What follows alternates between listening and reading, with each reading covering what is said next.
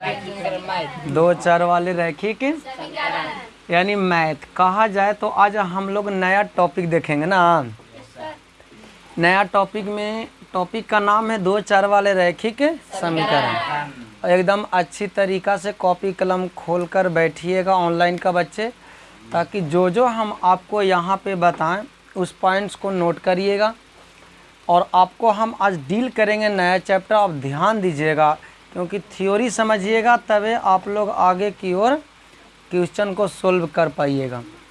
चलिए चालू करते हैं। पहले हम लोग समझते हैं दो चर क्या होता है और रैखिक समीकरण क्या होता है। अगर इसको देखा जाए यहाँ पर जी, तो इससे एक नंबर का प्रश्न आपको बना लेता है एग्ज़ाम। कैसे बनाता है वो समझिए। पहले ये समझना है आपको कि बहुपद, ध्यान दीजिएगा, बहुपद और समीकरण ये दोनों में आपको जानना है अंतर कि सर बहुपद और समीकरण में ये अंतर क्या है। चलिए एक आध गो हम अपने मन से इक्वेशन लिखते हैं, जैसे 3x का होल स्क्वायर प्लस 5x और 6 हम आपको दिया। फिर यही इक्वेशन यहाँ पे लिखते हैं 3x स्क्वायर प्लस 5x और यहाँ पे प्लस के 6। तो कहिएगा सर ये दोनों जो है से सेम तो है, बस सेम नहीं है, इसको अब चेंजिंग करने जा रहे हैं। समीकरण में आपका बराबर में 0 रहेगा, तो जो बराबर में 0 हो या 0 के स्थान पे कोई अंक हो उसको हम समीकरण कहेंगे। और बराबर में कुछ भी ना हो, सिर्फ आपको सिंपल हो, उसको हम बहुपद कहते हैं। कुछ भी इसमें आपको ध्यान नहीं रखना है, सिर्फ समीकरण को पकड़ कर लीजिए, ये खुद ब खुद आपको नज़र आ जाएगा। देखिए समीकरण में आपको बराबर में 0 रहेगा या 0 के जगह पर कोई अंक भी हो सकता है, तो वो समीकरण के दृष्टि से देखा जाएगा। और बहुपद में आपका सिंपल सेम ऐसा ही रहेगा, तो ये आ जाएगा आपका बहुपद। बेसिक नॉलेज लेना आप लोग के लिए ज़रूरी है। अब यहाँ पर जी हम लोग पढ़ रहे हैं रैखिक समीकरण।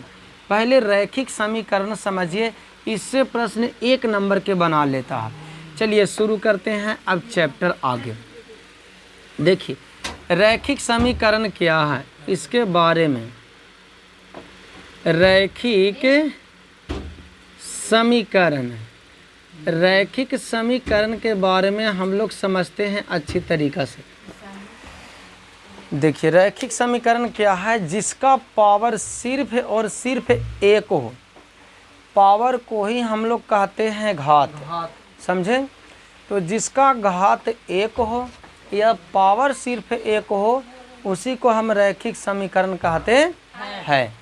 चलिए ध्यान दीजिएगा, एग्जाम्पल में हम यहाँ पे आपको समझा रहे हैं।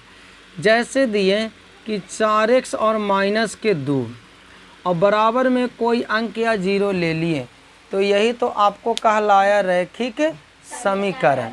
देखिए तो इसका पावर कुछ भी ना है तो कितना रहता है, 1 है, तो यही आपका रैखिक समीकरण। और सब देखते हैं, जैसे हम x दे दिए और प्लस में 6 दे दिए और बराबर में कोई अंक आपका दे दिए या 0 दे दिए, तो जो आपका घात यानी x y z या ABCD पर जो भी आपका पावर रहेगा, अगर 1 है तो कहलाएगा आपको रैखिक समीकरण, और अगर 2 है तो फिर आगे नाम दिया जाएगा इसके अनुसार।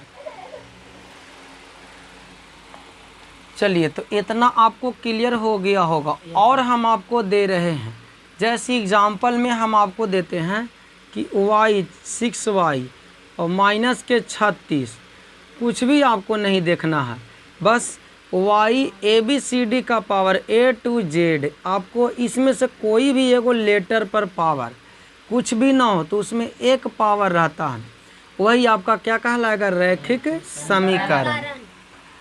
बस यही इसका जानकारी है। इसी को हम एक नाम से और जानेंगे, एक घातीय, जिसका पावर 1 हो, इसी को हम बोलेंगे एक घातीय समीकरण। एक घातीय समीकरण। बस आपका थ्योरी यही आपका रैखिक समीकरण से है। अब आगे हम लोग समझते हैं चर वैल्यू पता करने के लिए पहले ये चर आपको क्या होता है सर?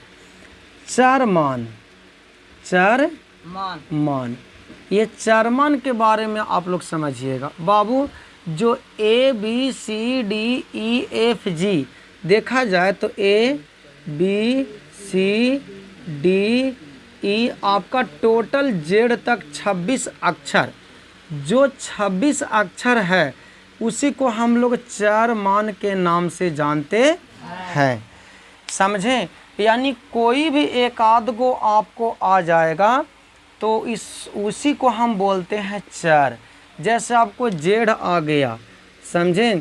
तो ये जेड आपका कौन सा मान हो गया? चर मान। जैसे आपका वाई आ गया तो वाई भी आपको चर मान। जैसे पी आ गया तो चर मान हो गया। समझें? इसी को हम चर मान कहते हैं। अगर ये जिसके साथ में लगता है या इससे समीकरण या आपको बहुपद जो बनेगा उसी के आधार पे नाम पड़ जाता है। जैसे एग्जाम्पल में हम आपको दे रहे हैं, जैसे दिए 6x और यहाँ पे दिए 3, तो हम आपको से पूछेंगे कि यह जो समीकरण है बताइए कै चर वाले रैखिक समीकरण है?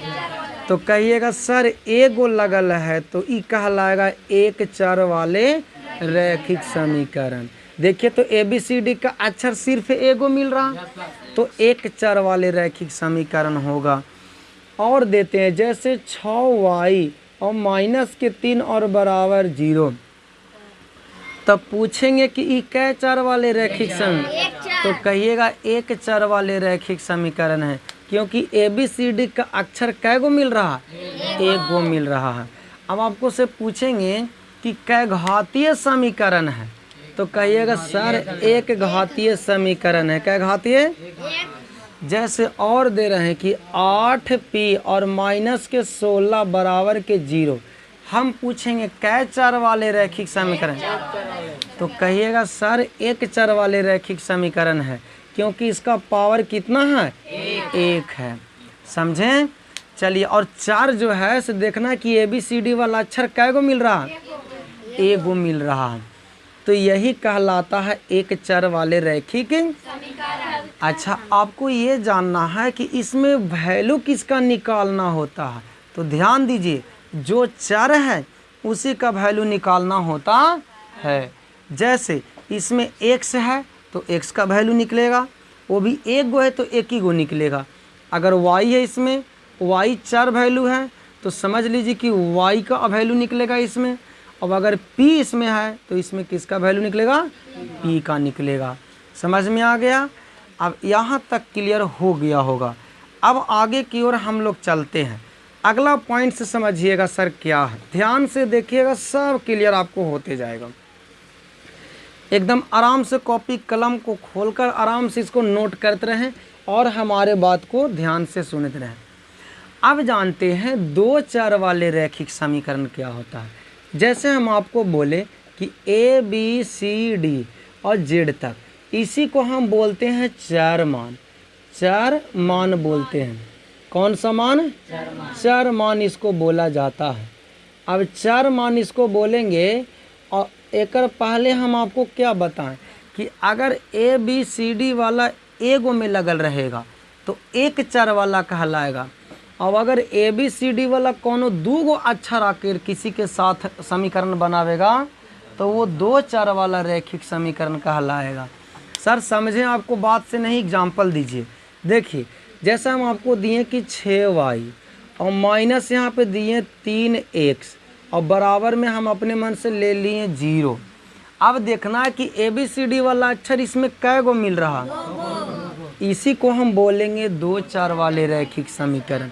देखिए, y एगो मैच कर रहा है और एगो x मैच कर रहा है, तो ये कै चर वाला रैखिक समीकरण। और यही दो चर वाला रैखिक समीकरण में x का है तो x का वैल्यू निकालना होता है, और अगर y है तो किसका वैल्यू निकालना होता है? y का निकालना होता है। कोई तकलीफ यहाँ तक की समझ में आ रहा है? जैसे एग्जाम्पल में और दे रहे हैं 8x प्लस के 6z। अब आप ही लोग से पूछते हैं कै चार वाले रैखिक समीकरण, कहिएगा सर ये 2 चर वाला रैखिक समीकरण है। और देखिए जैसे 3z और माइनस के 6p कै चार वाला रैखिक समीकरण, 2 चर वाला। कैसे पहचाने? क्योंकि ABCD का अक्षर कै गो इसमें लोक रहा, 2 गो लोक रहा, इसीलिए यह 2 चर वाले रैखिक समीकरण कहलाता है। बताइए अब तो समझ में आया होगा। अब इसको हल करने का तरीका कुल मिला के हम आपको 5 गो देंगे, जिसमें कहा जाए कि 5 गो में आपको 3 गो बिहार बोर्ड पूछता है, 2 गो आपको संभावना कम रहता है पूछने का। अगर इसको ना भी क्लियर है तो मगर 3 गो आप क्लियर करके जाइएगा, कम से कम आपको 3 गो में से 1 गो बिहार बोर्ड में टकरा हुआ मिलेगा।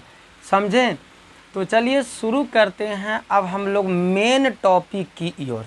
जो 5 गो मेथड है, 1 गो मेथड हम आपको बताते हैं, हो सकता है समय रहते और 2 गो मेथड आप क्लियर कर दें। बात को क्लियर और एक बार समझिएगा। थ्योरी तो पूरा समझ में आ गया होगा सर। इसमें 2 चर वाले में अगर जो आया है 2 गो, उसी का वैल्यू निकालना होता है। अगर इसमें z आया है तो z का वैल्यू निकलेगा, और p आया है साथ में तो p का वैल्यू निकलेगा। चलिए अब हम लोग मेन टॉपिक की ओर चलते हैं, जो प्रश्न दिया है किताब। चलिए अब जो हम लोग पहला विधि हल करने जा रहे हैं 2 चर वाले रैखिक समीकरण का, वो तुलनात्मक विधि है। हम इसी तरीका से आपको 5 गो बतावेंगे, जो कि पहला आपको दिए हैं तुलनात्मक, ई का कहता है, इसके बारे में हम लोग समझते हैं।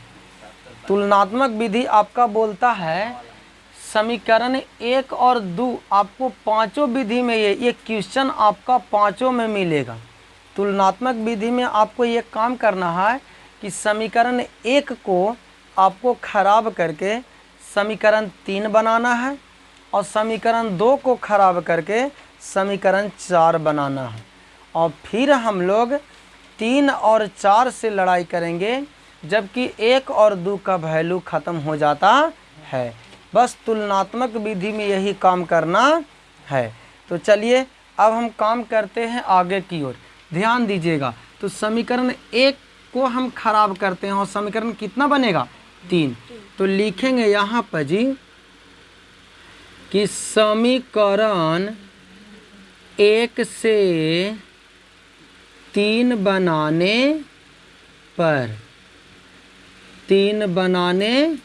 पर चलिए अब सारे बच्चे ध्यान दीजिएगा सर। समीकरण 1 से 3 बनाने पर, अब यहाँ पे केयर करिएगा कि समीकरण 1 को उतारिए आराम से। 3x माइनस 5y बराबर 4, इक्वेशन नंबर फर्स्ट हो गया। अब यहाँ पे 3x का 3x और बराबर के आगे 4, ये माइनस में है और उधर जाएगा तो आपका प्लस में हो जाएगा। x को हम बाहर निकालेंगे, बराबर 4 प्लस 5y, और ये गुना में आपका 3 है, बराबर के आगे जाएगा तो ये भागा में चेंज हो जाएगा। तो ये बन गया समीकरण नंबर 3। यहाँ तक समझ में तो आ गया होगा। एकदम स्लो बता रहे हैं, ज़्यादा स्पीड नहीं जा रहे हैं। अगला पॉइंट समझिएगा। अब समीकरण 1 ख़त्म हो गया, वैल्यू इसका सर 3 आ गया, और समीकरण 2 को अब यहाँ पे लिखेंगे कि समीकरण 2 से कितना बनाने पर? 4 बनाने पर। बस इतना ही ख्याल रखना है। तो समीकरण 2 के उतारिए, 9x माइनस 2y बराबर 7, ये समीकरण आपका 2 है। चलिए अब हम आगे करेंगे, दोनों में सेम। अगर पहिलका में x को हम बाहर निकाले हैं तो दूसरका में भी x को निकालना है सर। बराबर के बराबर 7, ये माइनस में आगे जाएगा तो हो जाएगा प्लस में। x को कहाँ छोड़ देंगे? बाहर।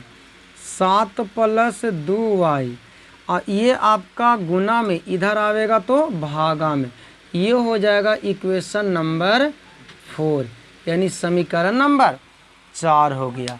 अब यहाँ क्या करेंगे आगे ध्यान दीजिएगा। अब समीकरण 1 का वैल्यू ख़त्म और 2 का वैल्यू ख़त्म। अब जो भी कार्य हम लोग के करना है वो समीकरण 3 और समीकरण 4 से करना है। तो चलिए ये दोनों के अब हम बराबर करेंगे। तो लिखेंगे समीकरण 1 बराबर 2। देखिए यहाँ पे समझिएगा, समीकरण 3 और 4 से, समीकरण 3 और 4 से। तो चलिए समीकरण 3 कौन है उसको लिखना है। तो समीकरण 3 इसको हाँ समीकरण 3 यही ना है। तो यानी हो जाएगा आपका 4 + 5y और बटा का 3 और इक्वल दे दीजिए।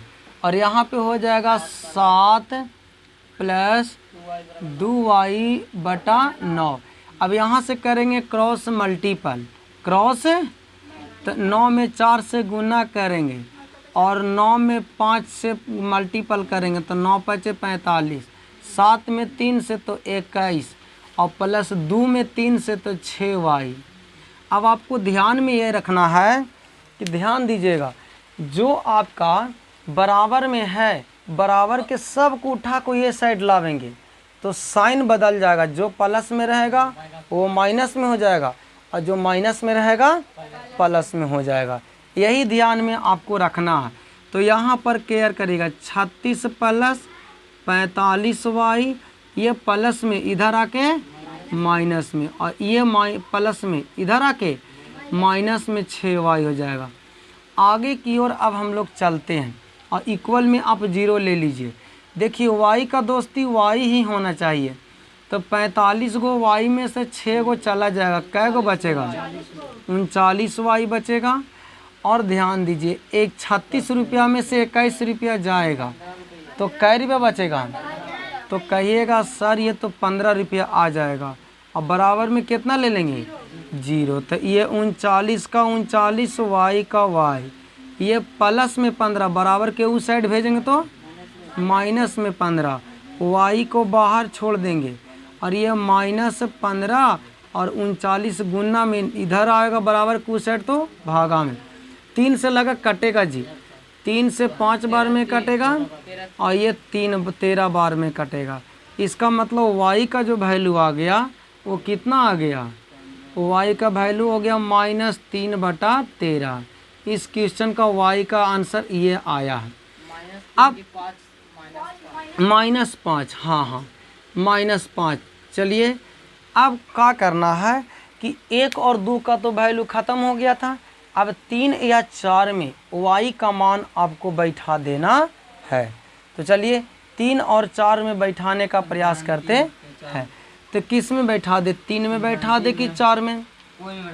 चलिए बैठा देते हैं। तो समीकरण 3 में बैठा देते हैं। तो यहाँ पर आपको लिखना होगा कि समीकरण 3 में किसका मान? y का मान रखने तो समीकरण 3 को उतारिए आप। तो x बराबर 4 + 5y ना, अब बटा के नीचे 3 अब बराबर ये हो ना, ये इक्वेशन नंबर कितना है? तीसरा है। समझ में आ रहा है? चलिए ध्यान दीजिएगा यहाँ पर x बराबर आपका 4 के 4 और प्लस 5 गुने, अच्छा y के जगह पर कितना बैठेगा? -5/13। कैलकुलेशन को ध्यान दीजिएगा सर, मेन कैलकुलेशन इसमें है। अब बटा नीचे कितना हो जाएगा आपका? 3 का 3। कैलकुलेशन सही रहेगा, सारा काम क्लियर होगा।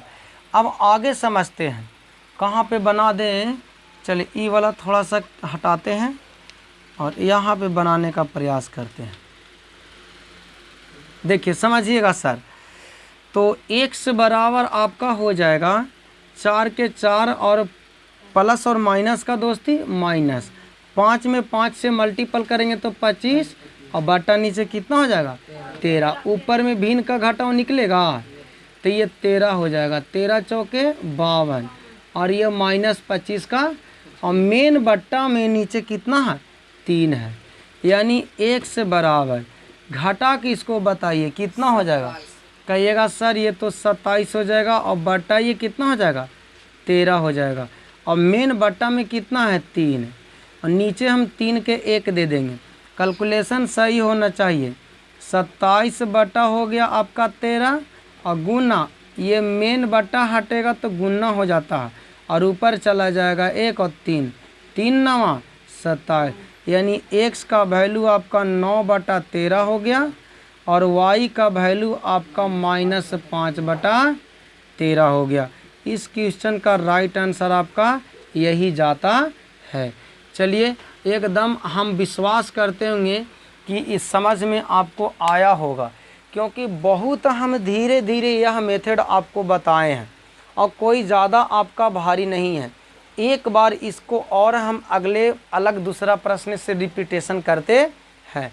एक तरफ से समझ लीजिए कि यह क्लास जो डेली का आपको मिल रहा है, रिवीजन क्लास मिल रहा है, बिहार बोर्ड के लिए आपको बहुत फ़ायदेमंद करेगा। आपसे विनती है कि आप क्लास को एक दिन भी मिस ना करें या फिर वीडियो को कम से कम डेली देखें, समझें। चलिए अब हम लोग दूसरे प्रश्न की ओर मूव करते हैं। इसी विधि से हम फिर भी आपका तुलनात्मक विधि ही रहेगा, समझिए। जिस तरीका से हम सोल्व किए हैं सेम उसी तरीका से आपको भी सोल्व करना है। प्रश्न देखिए क्या कहता, तुलनात्मक विधि में आपको समीकरण 1 को खराब करना है और समीकरण 3 बनाना है। तो लिखेंगे यहाँ पर जी कि समीकरण 1 से 3 बनाने पर समीकरण 1 से 3 बनाने पर, तो समीकरण 1 को उतारिए तो 2x + y बराबर के 5 आपका हो गया 1। अब इसको आप आगे करिए सर, तो 2x का 2x हो जाएगा और ये प्लस बराबर के आगे 5 है और ये प्लस में y उधर जाएगा तो माइनस में। हम y x को कहाँ निकाल देंगे, बाहर निकालेंगे, तो 5 - y ये गुना में 2 आपको ये हो जाएगा भागा में, तो ये हो जाएगा समीकरण नंबर 3। 1 से हम समीकरण 3 बनाए तो 1 का वैल्यू ख़त्म हो गया। अब आपको 2 से बनाना है 4, तो लिखेंगे कि समीकरण 2 से 4 बनाने पर, 2 से 4 बनाने पर, ये सब लैंग्वेज थोड़ा सा आप लोग लिखेगा तभी सूट करेगा सर। बनाने पर समीकरण आपका 2 के उतारिए तो 3x + 2y और बराबर के 8, 3x का 3x और बराबर के आगे कितना है 8, ये प्लस में 2y उधर जाएगा तो माइनस में हो जाएगा। x को कहाँ छोड़ देंगे, बाहर छोड़ेंगे। 8 - 2y और ये गुना में इधर आएगा तो भागा में। अब ये हो गया समीकरण नंबर 4, समझ में आया होगा। अब 1 और 2 का वैल्यू आपका ख़त्म हो गया। अब आपका वैल्यू जो हो गया 3 और 4 का, यानी यही समीकरण से हम अपना आगे x और y का वैल्यू निकालेंगे 3 और 4 से। तो यहाँ पर जी लिखेंगे कि समीकरण 3 और 4 से, 3 और 4। अब देखिए समीकरण 3 में जो है उसको उतारिए तो 5 - y/2, तो यहाँ पे हो जाएगा आपका 5 - y और बटा के 2 हो जाएगा और बराबर करना है सर। ठीक उसी प्रकार 8 - 2y, 8 - 2y और बटा का क्या हो जाएगा 3। अब आपको इसको तिरछी गुना करिए तो 5 तिहाई 15 और ये माइनस हो जाएगा 3y के 3y बराबर आगे 8 दूना 16 और 2 दूना 4y, ये 15 - 3y और ये प्लस में 16 आपका बराबर के ये साइड लाएंगे तो, और ये माइनस में 4 है इधर आ जाएगा तो प्लस में हो जाएगा। 3 गो y में से 4 गो y उल्टा घटा देंगे, नहीं 4 गो y में से 3 गो y जाएगा तो कितना बचेगा 1 y जाएगा और ये 15 में से उल्टा 16 जाएगा तो माइनस का 1 और बराबर का कितना हो जाएगा, तो y बराबर कितना आंसर आया है, 1 अभी आंसर y का आया है, कोई तकलीफ नहीं। अब हम लोग क्या करेंगे, आगे की ओर प्रश्न को समझिएगा बाबू। समीकरण 3 या समीकरण 4 में आपका y का वैल्यू बैठाना है, जिसमें मन करे। हमको मन करता है सर समीकरण 4 में बैठा देते हैं, तो यहाँ पे लिखना होगा कि समीकरण 4 में केकर मान, y का मान रखने पर समीकरण 4 को उतारिए आराम से। तो x बराबर 8 माइनस 2y और बटा का 3। अब आराम से आप रख दीजिए, तो 8 माइनस 2 गुने y के जगह पर 1 और बटा नीचे 3। x बराबर 8 माइनस 2 में 1 से मल्टीपल करेंगे तो 2 और बटा के 3, यानी x बराबर आपका हो जाएगा 8 में से 2 जाएगा तो 6 बटा 3 और 3 दूना 6, यानी हो जाएगा x बराबर कितना हो गया, 2 हो गया और y बराबर कितना था, 1 था। इस क्वेश्चन का राइट आंसर हो गया 2 और 1। अच्छा, आपसे ये पूछना चाहते हैं कि यह गलत बना कि सही, हम जांच कैसे करेंगे। तो जांच करने का भी तरीका हम आपको बता देते हैं। देखिए जांच करना कैसे, मान के चलिए कि यह हमको गलत बना कि सही, तो जांच करने का तरीका रफ कॉपी का इस्तेमाल करिएगा और तुरंत आपको मालूम चल जाएगा कि गलत बना है कि। चलिए, तो गलत और सही को जांच करने के लिए समीकरण 1 या 2 में से कोई एक ही को उठाना होगा, मात्र एगो के। और चलिए हम समीकरण 1 को उठा लेते हैं, मन करता है तो 2 को भी उठा सकते हैं। हम जांच रहे हैं यहाँ पर सर, ध्यान दीजिएगा आराम से, यानी जांचे कि सही है कि गलत। तो 2 गो समीकरण दिया है, 2 में से कोई एगो उठा लीजिए। तो हम चलिए एक वाला उठाते हैं, यानी 2x प्लस y बराबर कितना है, 5। ध्यान देना बराबर में 5 है। अगर सोल्व करने के बाद अगर 5 के बराबर 5 आ जाता है तब समझ लीजिए कि बनाया हुआ सही है। देखिए सामने जांच करते हैं, 2 गुना x के जगह पर कितना बैठेगा, 2 बैठेगा, प्लस y के जगह पर कितना आएगा, 1 और बराबर के 5, 2 दूना 4 और प्लस 1 बराबर के 5, 4 और 1 के 5 बराबर 5। देखिए ये दोनों बराबर आ गया ना, तो ये आपका बनाया हुआ एकदम सही है। अगर ये दोनों बराबर नहीं आता तो बनाया हुआ गलत था। समझ में आ गया। तो इसी तरीक़ा से आप समझने के लिए डेली चैनल को लाइक और सब्सक्राइब जरूर करिएगा और सपोर्ट करिए, ताकि हम भी आगे बढ़ सके। हम भी, आप सपोर्ट करिएगा, हम सपोर्ट करेंगे, तो दोनों आगे की ओर हम लोग मूव करेंगे। तो लाइक और शेयर ज़रूर करें। और आपको कल हम दूसरा का मेथड बताएंगे, हो सकता है कि कल हम 2 और 3 यानी आपका मेथड बता दें। एगो ये बताएं और 2 गो कल बताएंगे, तो कुल मिला के हो जाएगा 3 गो मेथड हो जाएगा। तो 2 गो बचेगा, फिर परसों बता देंगे। फिर हम लोग आ जाएंगे मेन टॉपिक की ओर, जो आपका NCERT से बिहार बोर्ड प्रश्न पूछता है, उससे हम लोग प्रश्न का फिर सोल्व करना चालू करेंगे। फिर इसके आगे आप समझ लीजिए कि ग्राफ देता है 5 नंबर के, ग्राफ भी आपको बहुत आसान तरीक़ा से बताएंगे। और जबकि 5 नंबर का ना पूछता, उसमें से कुल 6-7 नंबर का 1 नंबर का भी क्वेश्चन उससे बना देता है। तो आज हम लोग यहीं तक, जय हिंद।